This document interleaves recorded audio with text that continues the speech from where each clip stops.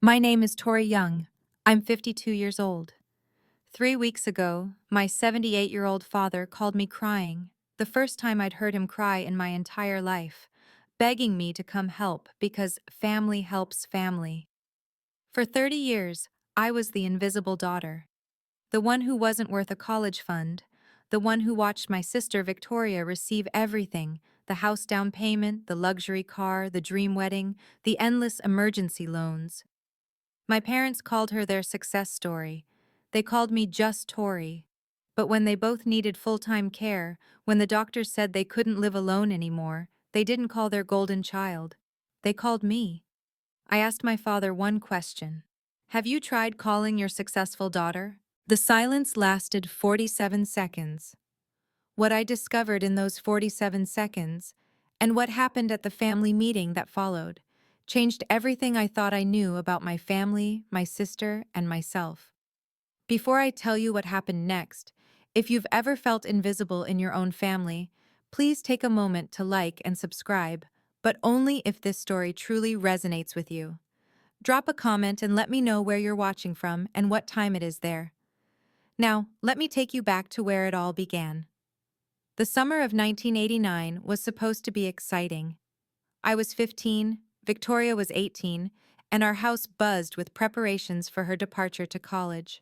My parents threw a party, not just any party, a send-off celebration with 40 guests, catered food, and a banner that read, "Congratulations, Victoria, future business leader." I spent that evening carrying trays of appetizers, refilling drinks, clearing plates. My mother had handed me an apron that morning and said, "Make yourself useful, honey. This is your sister's big day." I didn't sit at the main table. I ate standing in the kitchen between trips to the dining room. My father gave a speech. His voice cracked with pride as he announced they were giving Victoria $40,000 for her 4 years at university. The guests applauded. Victoria cried happy tears. My mother beamed. No one looked at me. Later that night, after the guests left and I finished washing dishes, I found my father in his study. "Dad, what about my college fund?" He didn't look up from his paperwork. "We'll see, Tori. Not everyone is cut out for college. You're more practical." 3 years later, when I wanted to enroll in nursing school, I brought it up again. "We already spent your college fund on your sister," my mother said gently, patting my hand. "But nursing school is cheaper anyway. You'll figure it out." I did figure it out. I worked 2 jobs for 3 years, waitressing nights, filing at a medical office during the day, to pay my own way through nursing school. Victoria graduated debt-free with a business degree and a car our parents bought her as a graduation gift. I didn't know then that those words, "We already spent your college fund," were just the beginning of a pattern that would last 3 decades.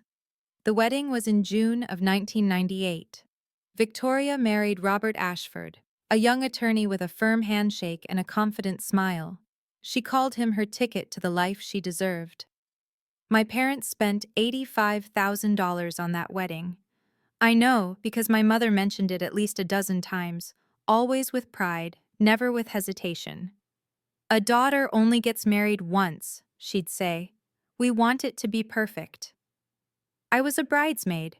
I paid $400 for a dress I'd never wear again. When I asked if the bridal party expenses might be covered, Victoria laughed. "Tori, it's not that much. Just put it on a credit card." 3 years later, Marcus proposed to me. He was an electrician, steady work, calloused hands, kind eyes. My parents gave us $2,000. "You understand," my father said, sliding the check across the table. "Marcus seems like a practical man. He won't need a big wedding." Practical, that word again. My mother didn't come to my dress fitting. She was busy that day, helping Victoria move into her new house, the one my parents had put $50,000 down on.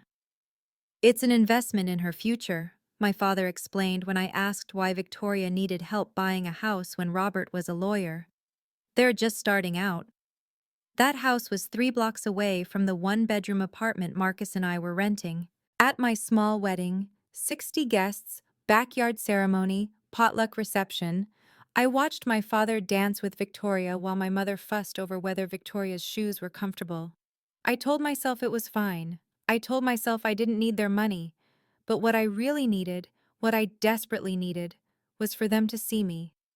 I wouldn't understand just how blind they were until the phone call that came 23 years later. The phone rang at 2:17 a.m. on a Tuesday. I know the exact time because I stared at the screen for 3 full seconds before answering. My father's name glowed in the darkness. He hadn't called me in 6 months. Dad? The sound that came through the speaker stopped my heart. My father was crying. Not just crying, sobbing, gasping. The kind of raw, broken sound I'd never heard from him in 52 years of life.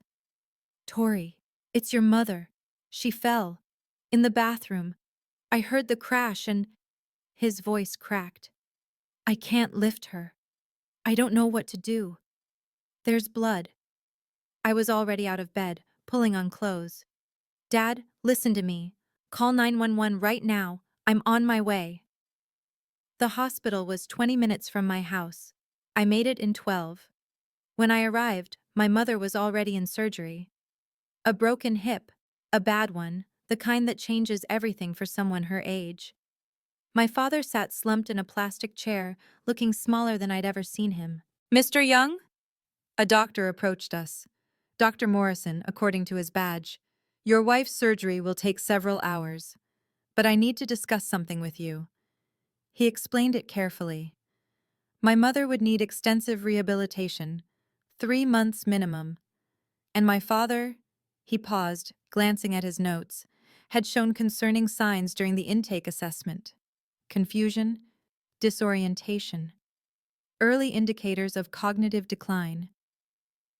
They can't continue living independently, Dr. Morrison said. You'll need to make arrangements for full-time care. My father looked at me with desperate eyes. I'd spent 15 years as a geriatric care nurse. I knew exactly what full-time care meant.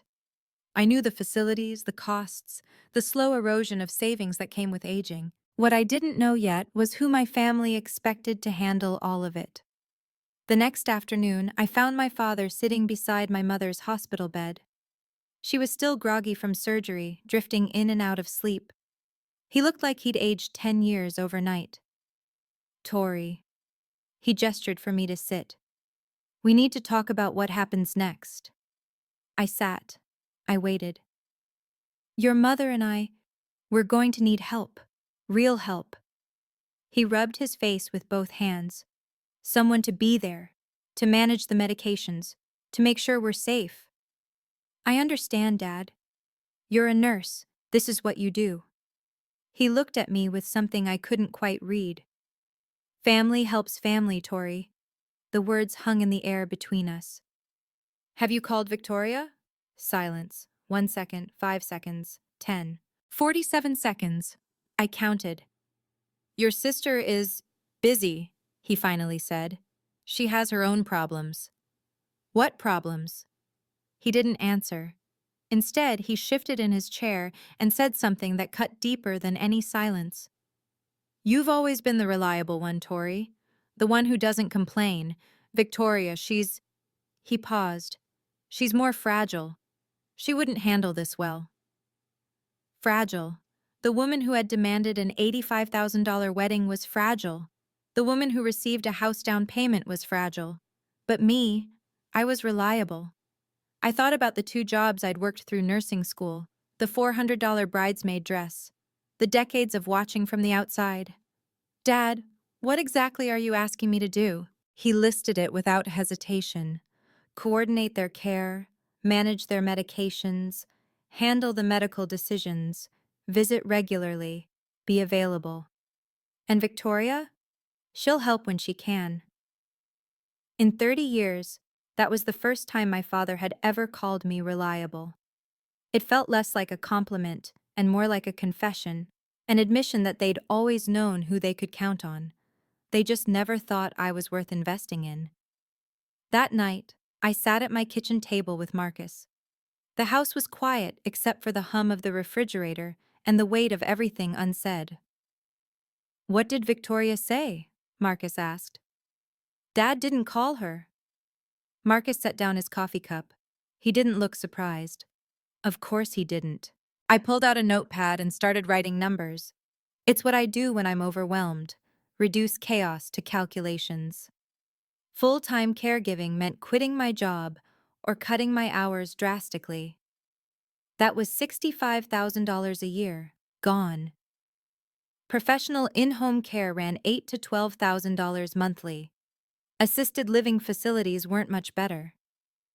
Their savings? Marcus asked. Maybe enough for 18 months, 2 years if we're careful. And if Victoria doesn't help? I didn't answer. I didn't need to. Marcus reached across the table and took my hand. His palms were rough from years of electrical work, but his grip was gentle. You've been saying yes to people who never see you, he said quietly. Maybe it's time to ask them why. I thought about every yes I'd given over 30 years. Yes to working through nursing school alone. Yes to a small wedding because we were practical. Yes to being overlooked at every holiday, every milestone, every family gathering where Victoria stood in the spotlight. What if I say yes again? I whispered. What if I just do what they expect? Then nothing changes. Marcus squeezed my hand. You'll disappear a little more every day, and they'll never even notice. He didn't tell me what to do. He never did. He just held my hand and said, whatever you decide, I'm here. But you deserve to be more than their backup plan. The next morning, I did something I'd never done in 30 years. I called Victoria myself. She answered on the sixth ring. Her voice was thick with sleep even though it was 9 in the morning. Hello? Victoria, it's Tori. A pause, a yawn. What time is it? 9. Mom fell. She's in the hospital. What? Suddenly she sounded more alert. When did this happen? 2 days ago. 2 days? Why didn't anyone call me? Dad said you were busy. Silence stretched between us. I heard rustling, sheets maybe, a door closing. I am busy, Tori. I have things going on. Mom needs surgery. She broke her hip. Dad's showing signs of cognitive decline. They need full-time care now. So what do you want me to do about it? The question hit me like ice water. Help. Share the responsibility. She sighed, long and heavy. You know I'm not good at that stuff. What stuff? Taking care of our parents? The medical things, the organizing, that's your world, Tori. It doesn't have to be just my world. Look, her voice hardened. You're the nurse. This is literally your job. You know how to handle old people. Old people, our parents. Victoria, they need money too. Care facilities cost thousands every month. I don't have money right now. You have the house, the one Mom and Dad bought for you. Dead silence. Victoria, I don't have that house anymore. What do you mean? I sold it 3 years ago, after the divorce. I felt the floor shift beneath me. The house my parents had sacrificed $50,000 to secure. Gone. And the money from the sale? That's none of your business. In 15 years of being a nurse, no one had ever made my profession feel so small. But it wasn't the dismissal that stung most. It was the absolute certainty in her voice that this was my problem to solve. Victoria, I need you to explain this to me. Explain what? My finances? To you? If you can't contribute, I need to understand why. Another long sigh. I heard something in the background. A man's voice, muffled. She covered the phone, spoke to someone, then came back. Fine. You want the truth? I'm drowning, okay? Drowning how? Credit cards, living expenses. Robert cleaned me out in the divorce. I had to sell the house just to survive. How much debt? She laughed, bitter, sharp. $89,000. I sat down, hard. 89,000? Don't judge me, Tori.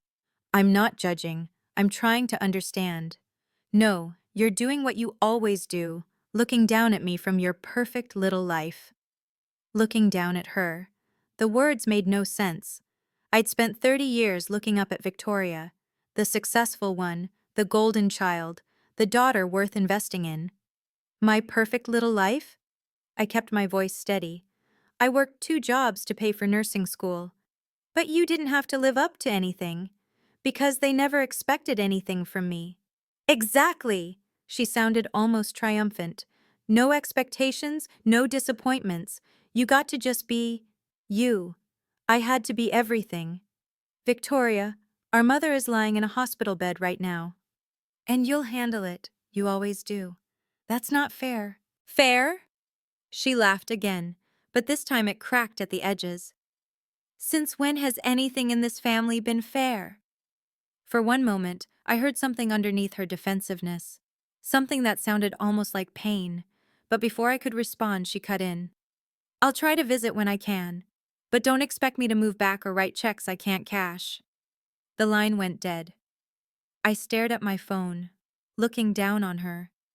The words echoed, and I realized Victoria wasn't the successful one. She was the one who'd learned how to fail without consequences. I called her back. She didn't answer the first time, or the second. On the third try, she picked up with an exhausted groan. What now, Tori? We weren't finished. I think we were. No, you said I looked down on you. I need to understand that. I don't have time for therapy with my little sister. Victoria, for 30 years you got everything. The money, the attention, the house, the car, the wedding. And somehow you've convinced yourself that I had it easier? You did. Her voice was flat, certain. You married Marcus. Simple job, simple life. No one watching, no one expecting you to be extraordinary. I expected myself to be extraordinary. I just didn't need an audience. That's easy to say when what? When I'm paying my own mortgage? When I have retirement savings? When I'm not $89,000 in debt? Silence. That was cruel, Tori. It was the truth. More silence. I could hear her breathing, ragged, uneven. You want me to say I'm sorry? She finally asked. For taking what they offered? For being the daughter they wanted to give to? I want you to show up. For once in your life, I want you to take responsibility. I can't fix this. I'm not asking you to fix it. I'm asking you to help. Same thing. It's not. She was quiet for a long moment. When she spoke again, her voice was smaller, almost young. I don't know how to be what everyone needs, Tori. Then learn. We all had to. The call ended. This time, I was the one who hung up. I sat in my kitchen, phone in hand, and made a decision. I would help my parents, but not the way they expected. What Victoria didn't know, what none of them knew yet, was that her financial situation wasn't the only truth about to become public. The next morning, I drove to my parents' house to gather some things for the hospital, clothes for my father, my mother's reading glasses, her insurance paperwork. Their house smelled like dust and old coffee. Dishes sat in the sink, mail was piled by the door.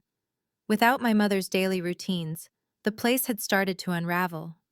I found the insurance documents in my father's study, filed in a battered metal cabinet he'd had since I was a child. But as I rifled through the folders, my fingers touched something unexpected. A notebook, worn leather cover. My mother's handwriting on the first page. Family records. I shouldn't have opened it. It felt like trespassing. But something made me flip to the first page. Dates, names, dollar amounts. My mother had been keeping meticulous records since 1985. Victoria. College tuition, $40,000 Victoria. Graduation car, $12,000. Victoria. Wedding, $85,000. Victoria. House down payment, $50,000. The list went on. Page after page, birthday gifts. Emergency loans that were never repaid. A vacation to Europe. A new wardrobe for a job interview. Dental work. Credit card payments. I flipped to my section. Tori. Wedding gift, $2,000.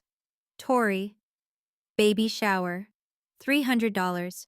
Tori, kitchen appliances, Christmas 1998, $400. 4 pages for Victoria, half a page for me. I did the math in my head, then double-checked it. The numbers couldn't be right, but they were. The final entry was dated 3 months ago in my mother's shaky handwriting. Victoria called. Needs $15,000. Emergency. Harold says no more. I don't know what to do. 15,000 more. After everything. I photographed each page with my phone. My hands were trembling, but my mind was clear. My mother had been tracking every penny for 40 years. She knew exactly what they'd given, and to whom. The only question was whether she'd ever let herself see what those numbers really meant. I kept searching. Behind the insurance folder, I found their financial statements, bank records, investment accounts, the architecture of my parents' retirement. What I discovered made my stomach drop. Their savings account held $127,000. That sounded like a lot until I calculated what full-time care actually cost. I pulled out more papers, withdrawal records going back 10 years. Every few months, another chunk disappeared. 5,000 here, 10,000 there, 20,000 in one devastating swoop. The pattern was clear. Over the past decade, my parents had withdrawn more than $200,000. Almost all of it had gone to Victoria. Money for the divorce, money for starting over, money that was now buried under $89,000 of credit card debt. Their life insurance was minimal. Their long-term care insurance was non-existent. Medicare would cover hospital stays, but not assisted living, not in-home care. I called Diane Reeves, a colleague who managed a memory care facility downtown. She'd been in geriatric care even longer than I had. Their finances? She asked after I explained. Maybe 130,000 total. She was quiet for a moment. With their level of need, that gives them maybe 18 months in a decent facility. 2 years if you stretch it. After that, you're looking at Medicaid applications, spend downs. It gets complicated. What about family contribution? That helps. But Tori, she paused. The hospital is going to want a family meeting before discharge. That's standard for cases like this. A family meeting, where everything, their finances, their plans, their expectations, would have to be laid out in front of everyone. Tori? Diane's voice softened. This is going to get ugly. Make sure you protect yourself. I thanked her and hung up. Thanked her. Then I sat in my parents' dusty study, surrounded by 40 years of unequal love, written in my mother's careful handwriting, and began to plan. That night, I spread everything across our kitchen table. Bank statements, the notebook, my phone full of photographs. Marcus looked at it all without speaking. What are you going to do with this? He finally asked. I don't know yet, but I'm not going in blind anymore. Tori. He picked up one of the photos, Victoria's page, the one with the running total. This is $342,000, over 40 years. He set it down.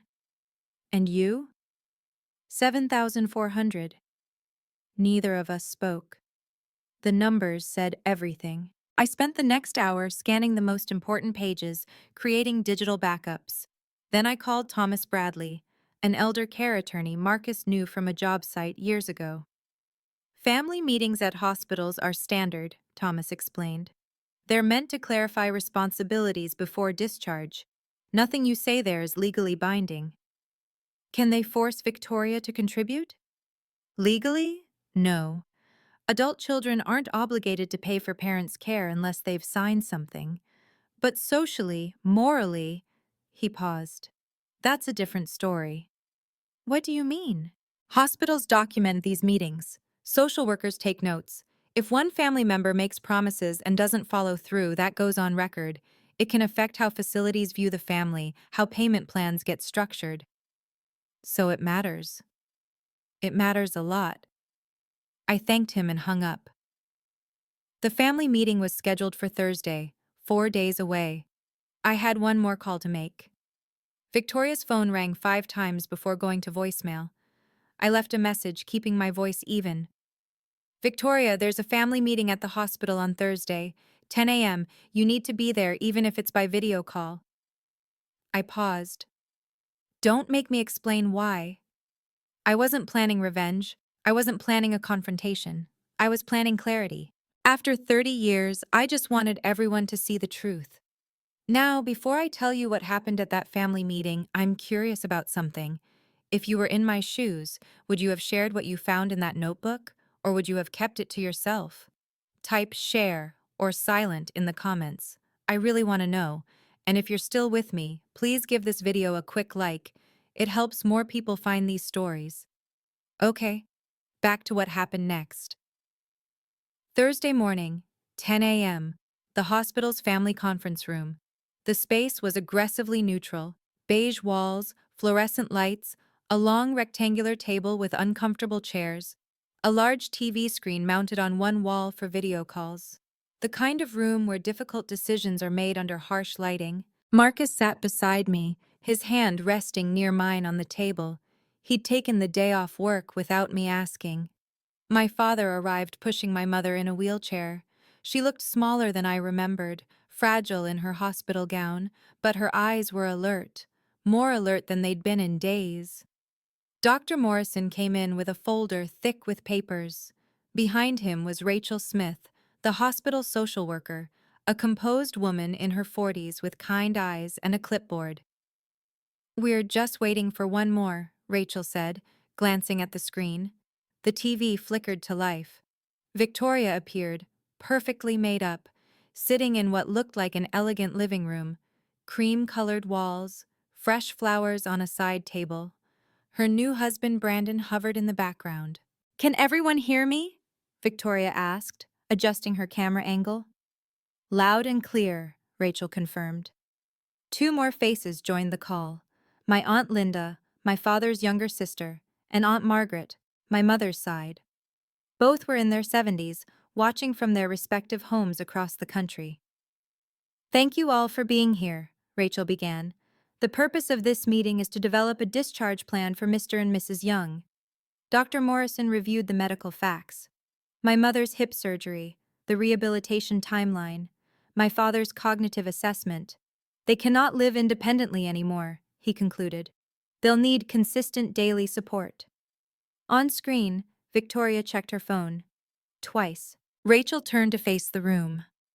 "We need to decide as a family who will be responsible for what, financially and practically." The air in the room changed. I felt Marcus's hand brush against mine. It was beginning. Rachel looked around the room, then at the screen. "Let's start by hearing from everyone. What resources and support can each family member contribute?" Victoria jumped in before anyone else could speak. "I want to be really transparent here." She leaned toward her camera, expression earnest. "Brandon and I are going through a difficult time financially. We just got married 6 months ago, and we're still rebuilding after my divorce." Aunt Linda nodded sympathetically on her side of the video call. "We understand, dear. These things take time." "It's been so hard," Victoria continued, "starting over at my age. I wish I could do more, but—" Rachel turned to me. "And what about you, Mrs. Young?" Before I could answer, Victoria cut in again. "Oh, Tori can handle it." She said it like it was obvious, like it had already been decided. "She's a nurse. She's used to this kind of thing." I felt my father nod beside me. "That's right. Tori has experience with—" "Plus," Victoria added, "she doesn't have the same pressures I do. Her lifestyle is more manageable."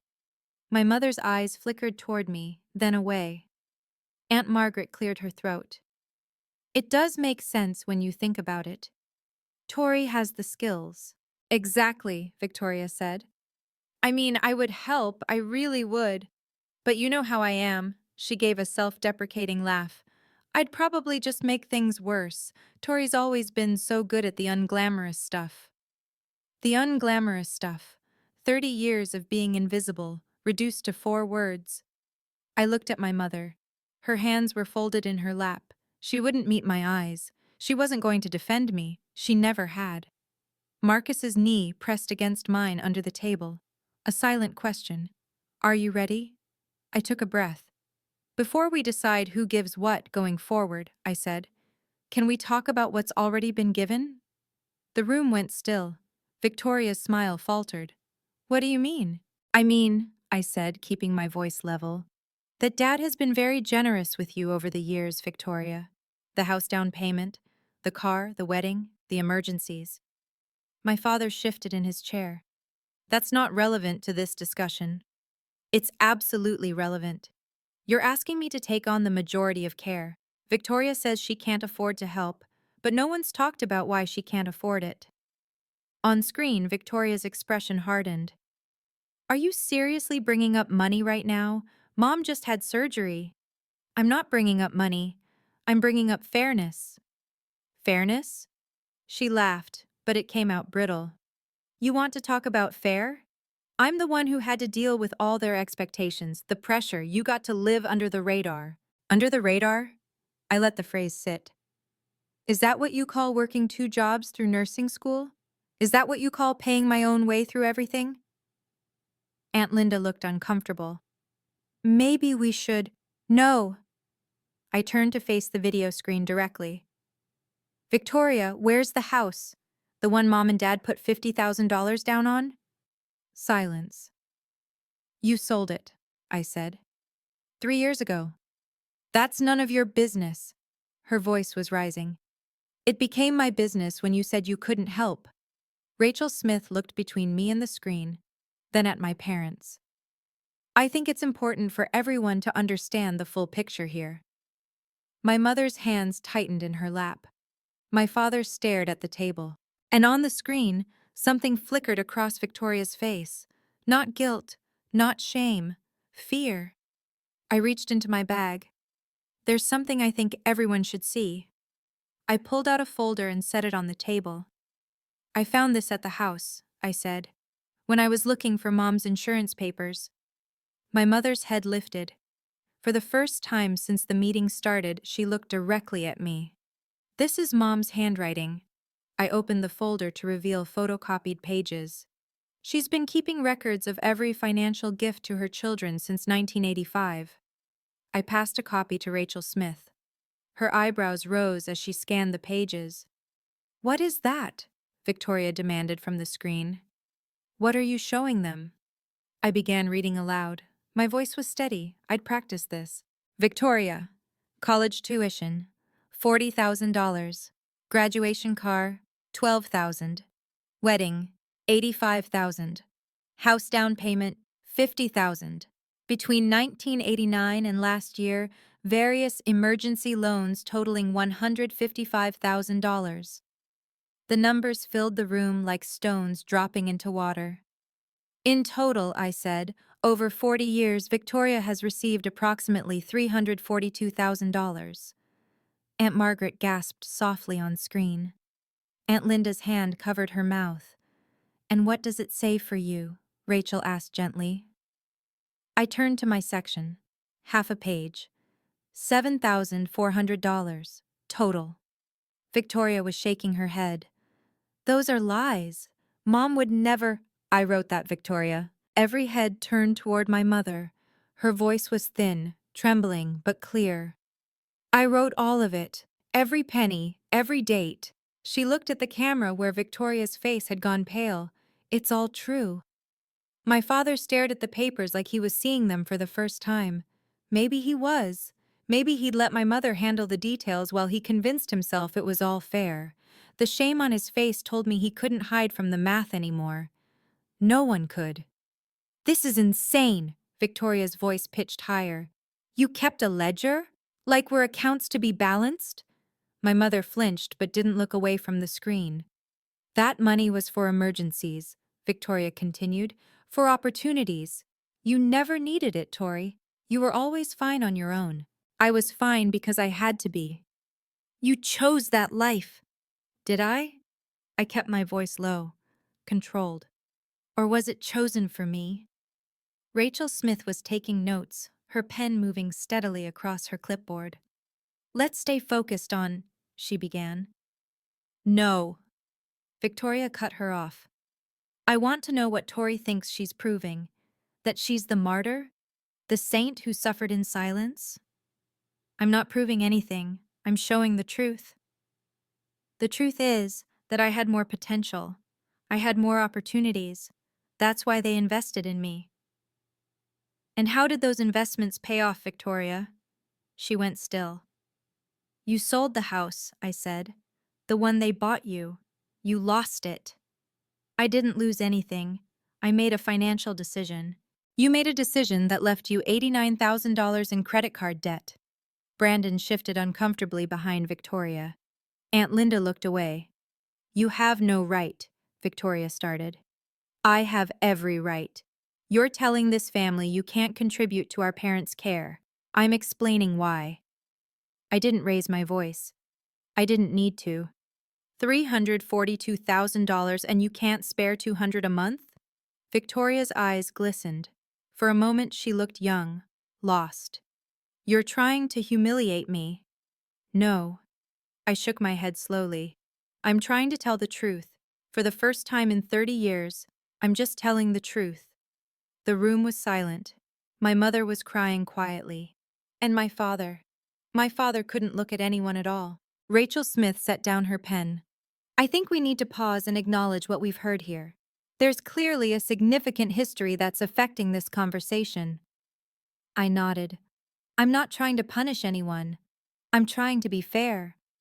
"Fair," Victoria muttered on screen. "Yes, fair." I turned to face the whole room. "Let me tell you what I have." I listed it simply. No pride, just facts. "Marcus and I own our home. We paid off the mortgage last year. We have retirement savings we've built over 25 years. I have 15 years of experience in geriatric care. I know the system. I know the facilities. I know what mom and dad actually need." I paused. "I can help. I have the skills, the resources, and honestly, the heart to help. But I won't do it as the invisible backup plan anymore."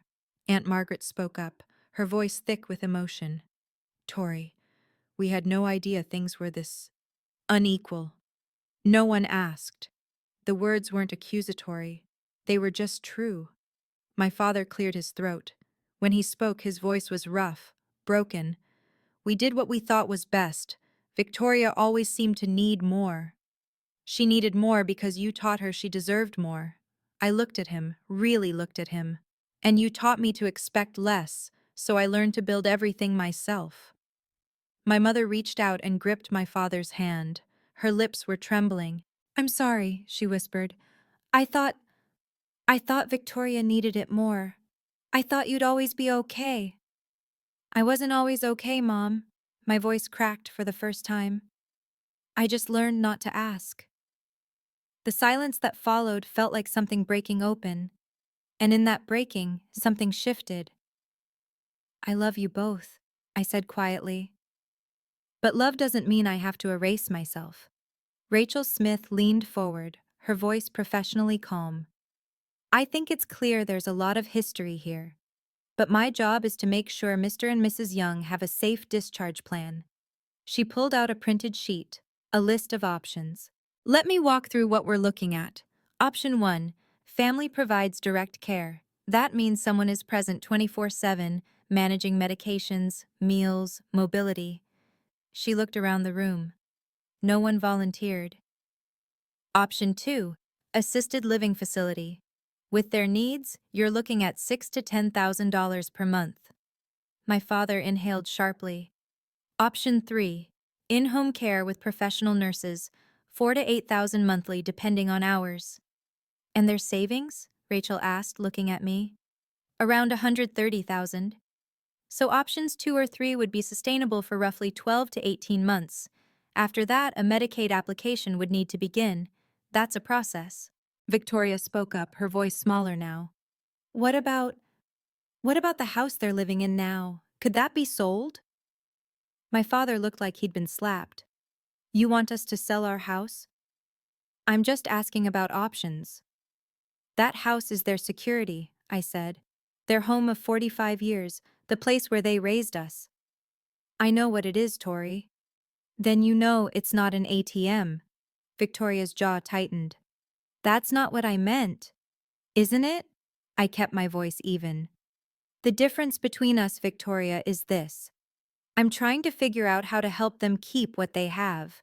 You're already calculating what's left to take. Brandon put his hand on Victoria's shoulder. She shrugged it off. This is unfair, she said. You're making me the villain. I'm not making you anything. I'm asking you to show up. On screen, Victoria opened her mouth to respond. And then she said something that changed everything. Okay, I need to pause here because what Victoria said next, I still can't believe she said it in front of everyone. Before I continue, I have a question. Who do you think should be responsible for caring for aging parents? The child who received everything, or the child who was self-sufficient? Tell me in the comments. I really want to hear your perspective. Now here's what she said. You know what? Victoria's voice was shaking now. Fine. You want to play this game, Tori? Let's play. She leaned into her camera, face flushed. Mom, Dad, did you know Tori didn't come to Thanksgiving last year, or Christmas? She's been pulling away from this family for years. She barely calls, barely visits. My father frowned. My mother looked confused.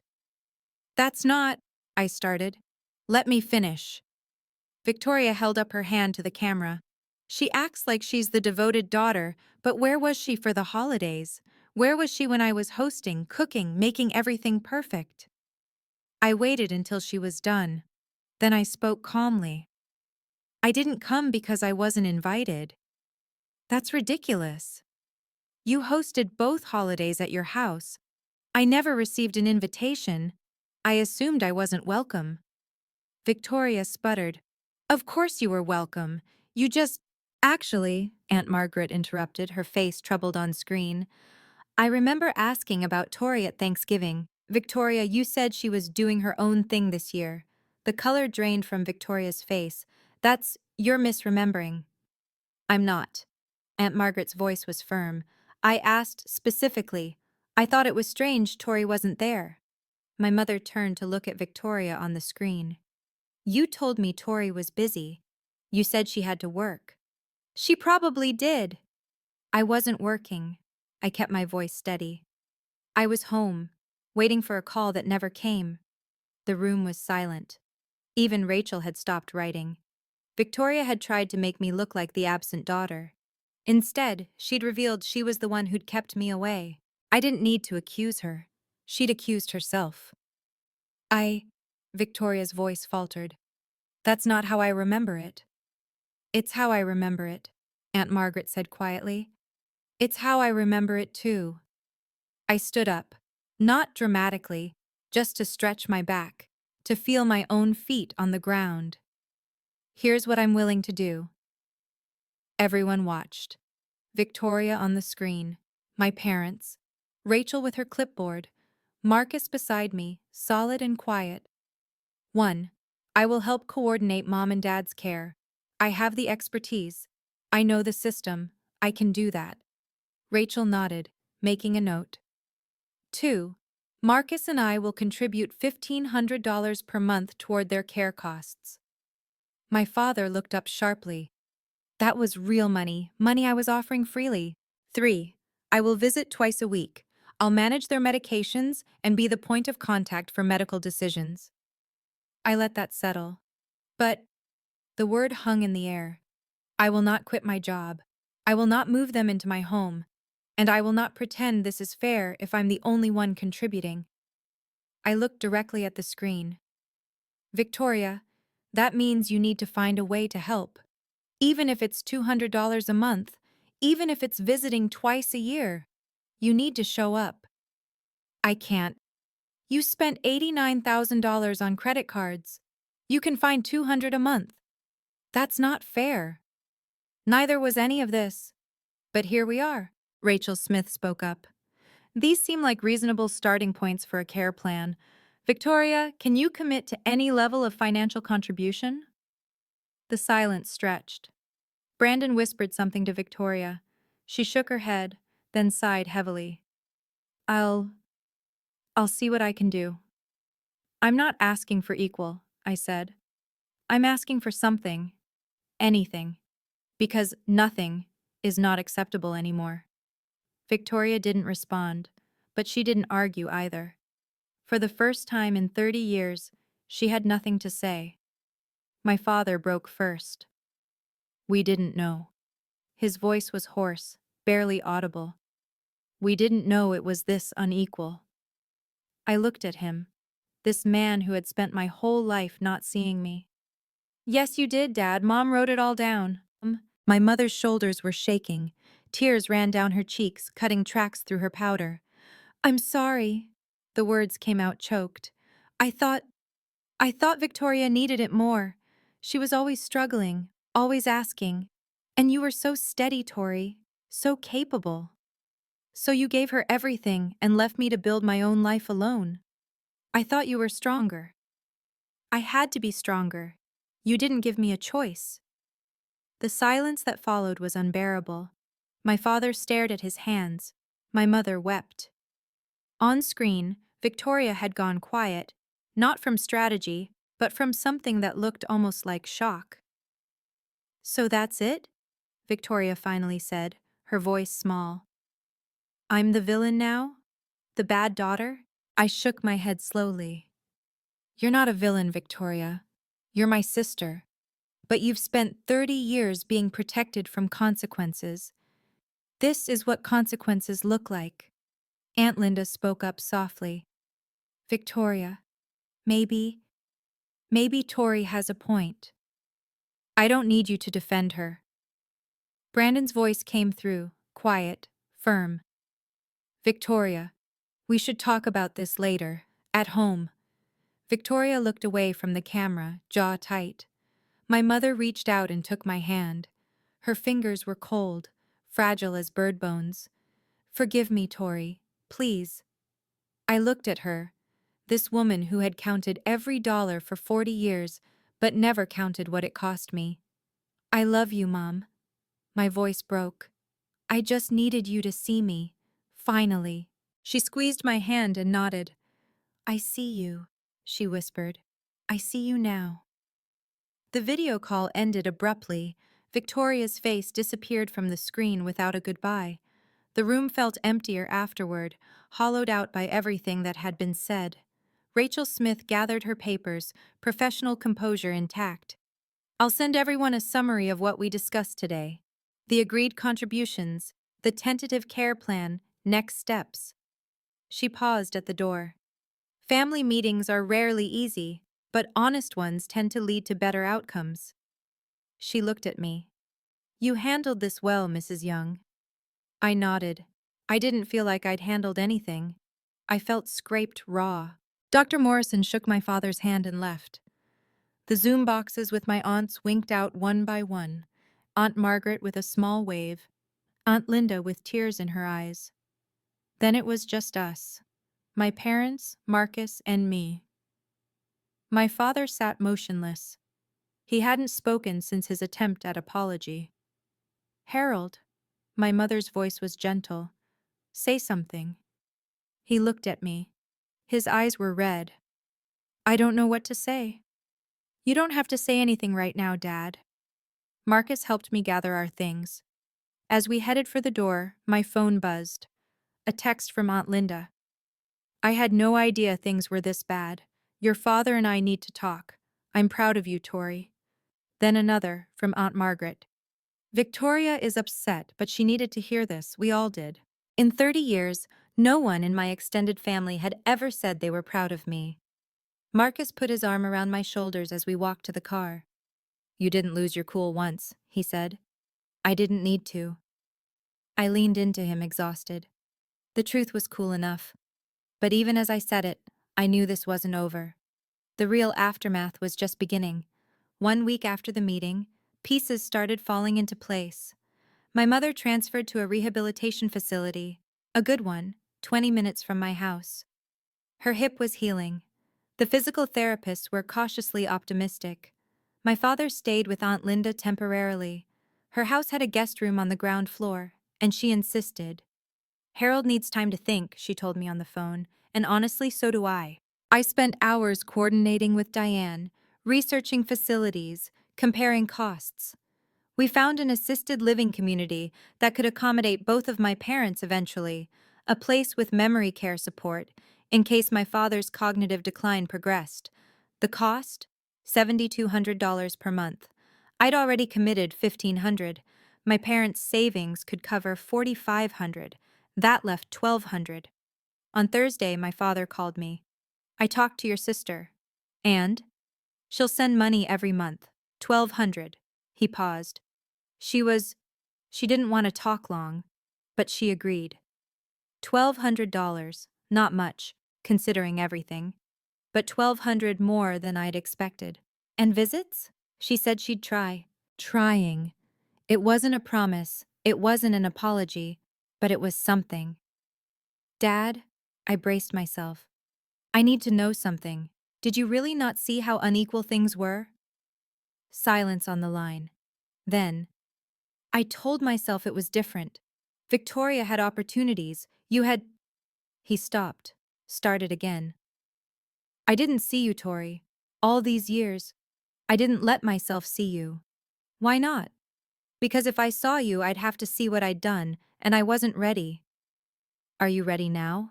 His voice cracked. I'm sorry. I'm so sorry. 4 words. 30 years late. But they were the first real ones he'd ever given me. 2 weeks after the hospital meeting, my phone buzzed with an unexpected notification. Victoria. I stared at her name on my screen for a long moment before opening the message. I'm sending the first payment today. Brandon helped me set up a plan to manage my debt. I'm going to try. I read it 3 times.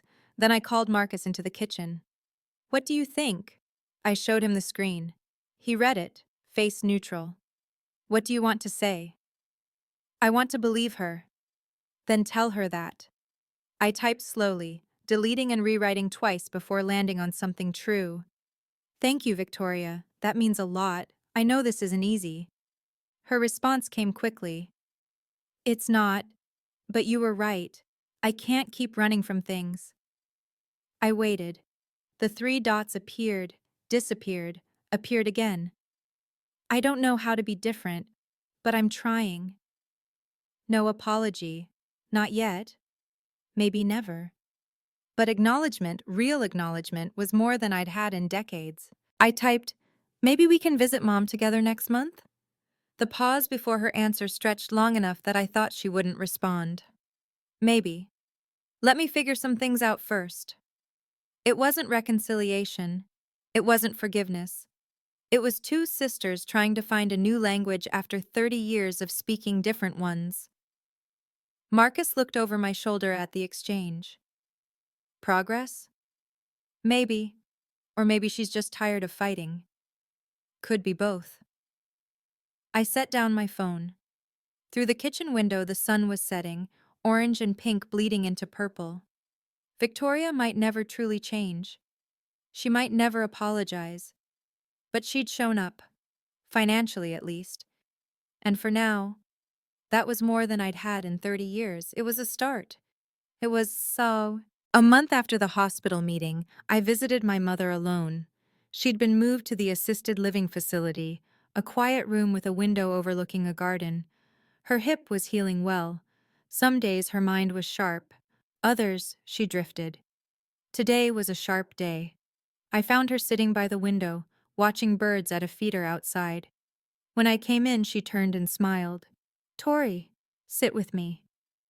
I pulled a chair close and took her hand. For a while we didn't speak. The silence wasn't uncomfortable, just full of everything we'd said and everything we hadn't. Your father showed me the notebook again, she finally said. All my numbers. I know, Mom. I always knew they were unequal. I knew what I was writing. She looked at me, eyes clearer than I'd seen them in weeks. I just didn't let myself see what they meant. Why not? She was quiet for a moment, collecting her thoughts. Victoria was like fire, bright and demanding and always hungry. I was afraid that if I didn't feed her, she'd burn out, disappear. She squeezed my hand. And you were like water, steady, patient. I thought you'd always be okay. I wasn't always okay, Mom. I know that now. Her voice dropped. I know. Then why didn't you ever? Because it was easier to believe you didn't need me.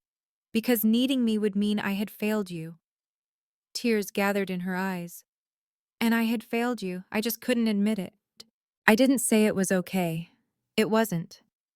But I leaned forward and kissed her forehead. I love you, Mom. I love you too. She held my face in her thin hands. Forgive me. Please. I'm trying, I said honestly. I'm really trying. It was all I could give her. For now, it was enough. 6 months passed. Life didn't become perfect. It became manageable. And sometimes, that's enough. My parents settled into the assisted living community, sharing a 2-bedroom suite. My mother's hip healed completely. My father's cognitive decline progressed slowly. He had good days and bad days, but mostly good. They had nurses, activities, people their own age to talk to. Victoria sent money every month. Not once did she miss a payment. She visited twice in those 6 months. Short visits, awkward and careful, but she came. She sat with our parents. She asked about their health. She didn't apologize to me. I stopped waiting for it. Our relationship wasn't warm. We didn't call each other just to chat. But when we did speak, it was civil, sometimes even kind. We were learning to be sisters again, in a limited way. My father asked to talk to me one afternoon. We sat in the facility's garden, watching clouds move across a blue sky. I've been thinking, he said slowly, about what I did, why I did it. And I thought providing for Victoria was investing in the family's future. She had the degree, the ambitions. I thought she'd make something of herself and take care of us all. He shook his head. I was investing everything in one stock and leaving the other with nothing. Interesting metaphor, Dad. He almost smiled. Your mother's idea. She's sharper than she lets on. We sat in silence for a while. You turned out to be the better investment, he said quietly. I was just too blind to see it. It wasn't a perfect apology, but it was honest. And from my father, honesty was rare enough to feel like grace. Thanks, Dad. He nodded. We watched the clouds. Some things can't be fixed, but some things can still grow. Late summer, a warm evening. Marcus and I sat on our back porch watching fireflies blink across the yard. The house was quiet. Our daughter had called earlier. She was doing well, thriving at her job across the country. Marcus had grilled steaks. I'd made my mother's potato salad recipe. You're different, you know, Marcus said after a while. Good different or bad different? Lighter. He reached over and took my hand. Like you finally put down something heavy. I thought about that. 30 years I'd carried a question. Why am I not enough? I didn't ask it anymore. Not because I'd found an answer, but because the question had stopped mattering. I think I finally stopped trying to prove anything, I said. About time. I laughed, a real laugh surprised out of me. We sat in comfortable silence. The fireflies drifted. The stars emerged, one by one. Marcus? Thank you for never making me feel like I had to prove anything to you. He squeezed my hand. You never did. I always knew who you were. Even when I didn't? Especially then. I leaned my head on his shoulder. This man who had loved me quietly for 25 years, who had never asked me to be smaller, who had held my hand through hospital meetings and family revelations and everything that came after. He taught me something my parents never did, that being loved shouldn't feel like an audition. I'm grateful, I said, for this, for us. Me too. We didn't need to say more. The fireflies said it for us, small lights in the darkness, steady and persistent. Like water, my mother had said. Steady, patient. Maybe that wasn't such a bad thing to be after all. Looking back now, I can see what I learned. It took 30 years of silence and one hospital meeting to understand these truths. Setting boundaries isn't rejection, it's self-preservation. I spent decades saying yes to people who never asked what I needed. Learning to say, not like this, wasn't cruelty, it was clarity. The truth may hurt in the moment, but silence hurts for a lifetime. I could have kept that notebook to myself. I could have swallowed my words at the family meeting, like I'd swallowed them for years. But every time I stayed quiet, I lost a piece of myself. Speaking up was terrifying. It was also the only way to get free. You don't need anyone's apology to start healing. Victoria hasn't apologized. She may never apologize. For a long time, I thought I needed those words to move forward. But I was wrong. Her apology is about her conscience. My healing is about my life. They don't have to be connected. I have new rules now, new boundaries. They're not complicated. I will help my family, but I will not sacrifice myself. I will speak truth, even when it's uncomfortable. I will not accept being invisible just to feel accepted. Victoria may never truly change. My parents may not live long enough to repair everything that was broken. But I've changed. I see myself clearly now. I know my worth, not because someone finally acknowledged it, but because I stopped waiting for permission to claim it. The reliable one, my father called me. The practical one. The one who doesn't complain. He meant it as a description of someone lesser, someone who didn't need attention or investment. But I know the truth now. Being reliable isn't a consolation prize. It's a superpower. And I finally learned how to use it. If you've made it this far, if you're still here after hearing my story, I want to tell you something. You don't have to wait 30 years to be seen. I did. I waited for my parents to notice me, to value me, to choose me the way they chose my sister.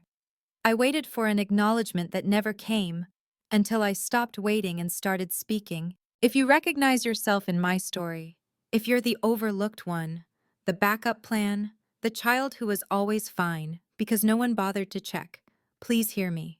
You can speak up. You can set boundaries. You can demand fairness without demanding revenge, and you don't need their apology to start healing. Their apology is about them. Your healing is about you. My father asked me once, years ago, why I didn't become a doctor like he'd hoped Victoria would. I told him, because I chose to help people who have time left instead of impressing people who never had time for me. He didn't have a response back then, but after everything that happened, after the hospital meeting, after the truth came out, after 6 months of rebuilding, he told me something different.